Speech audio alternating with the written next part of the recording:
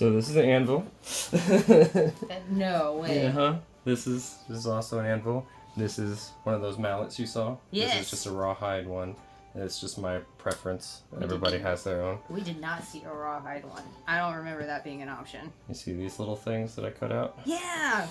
We're going to make a hole on each side. Go a couple times. I put the leather here so it doesn't go straight through to the anvil and damage the tool. And it just depends on your strength and how many times it takes you to hammer this through.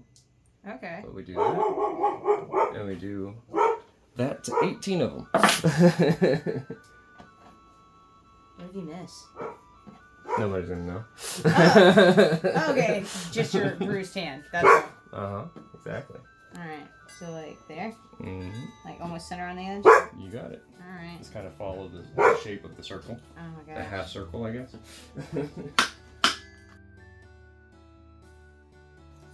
So distracting you for a moment, we are going to make a shape out of the end of these pieces of leather. You can make them whatever shape you want them to be. Alright. There are also tools that are used for the edges of leather to make certain shapes and whatnot. This one is for larger straps than 1/2 inch, but you can make it to where it has these edges. However, since this is smaller, and I'm not doing all that many, I'm just going to use the box cutter. I'm just going to take off the corners to make it look nicer. Makes sense. And it fits through the buckle a little bit better.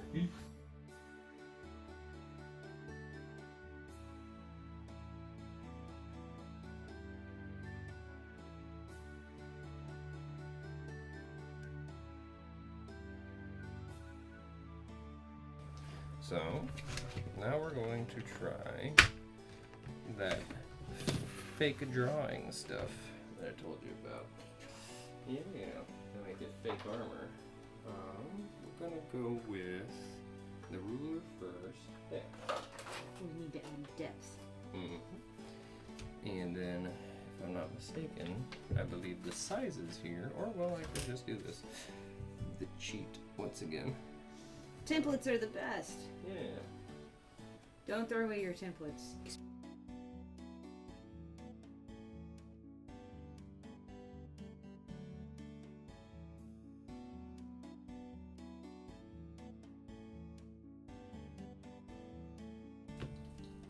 So we're adding water so that we can malform the shape of the leather. And again, as I said before, I'm not good at this part, so there are other tutorials on how to do this better than what I'm currently doing, but you're not watching those right now. So Yeah, you're watching this I'm video. here. This is called a swivel knife. You see how it swivels?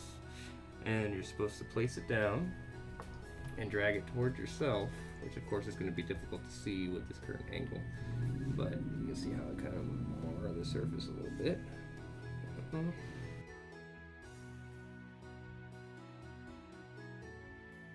A little groove there. Mm-hmm. Now we're moving, we're grooving. Yeah, that's pretty groovy. So make a little mark, and then from that point, you can make the mark deeper or wider or different shaped and whatnot now that you got the line put in. Hello, Fidget. Hello, everybody. While I'm doing this, though, you figured out how to do hole punching, right? Yeah. So we're going to do the same thing on one end. I'll do an example real quick. I love examples. Great. Same thing you did before, where you just kind of line it up with the edge as best you can. It's a little thicker. Yeah, just a little. Sometimes they can be difficult to wiggle out, but have your hole. Then we're just gonna eyeball this part, where this is for your buckle.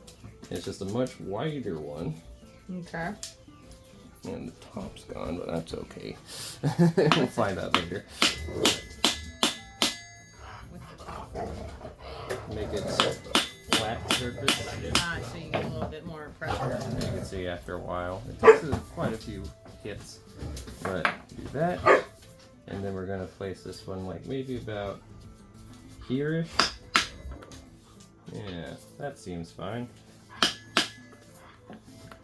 check it out. We got a buckle end. So you put through the buckle here, and then that allows for this little hook to go through Okay. for said buckle. Back underneath itself, I can wrestle it. Finger wrestling. There you go. Just a buckle. Oh. You put a rivet right here, and the buckle is done. So we're going to do that to each one of your straps. 10-4.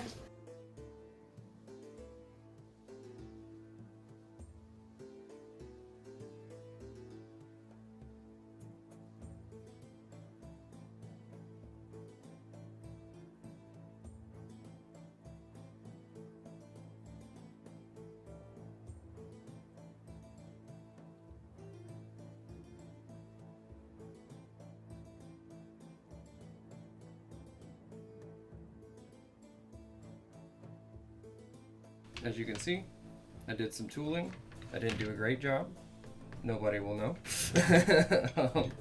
But basically I used the swivel knife to dig into the leather, and then I tried to use this tool to drag it to make it a deeper cut. Okay. And you can see I went a little bit. So I went back with this tool, which is the actual tooling thing, which dug it even deeper, going along it with the hammer. Okay. And it makes it to where whenever this is dyed, this is definitely going to look like 3 different pieces, and it's going to look kind of like hammered metal almost, Okay. in a way. So what I'm going to do to add a little bit more flair, a little bit more design, is this is, I don't know what this is called, but it just kind of makes an outline of Okay. things. So we go about here-ish, and it makes a little groove, and maybe about there, and I don't connect the line so that I know kind of more so where I'm gonna stop. It's rotoring it. Yeah. It's like a rotary. And you just use the edge of this thing to make sure that it lines up correctly as it gouges into it. That makes And sense. we're gonna do that with pretty much all the edges to make it look once again like individual pieces.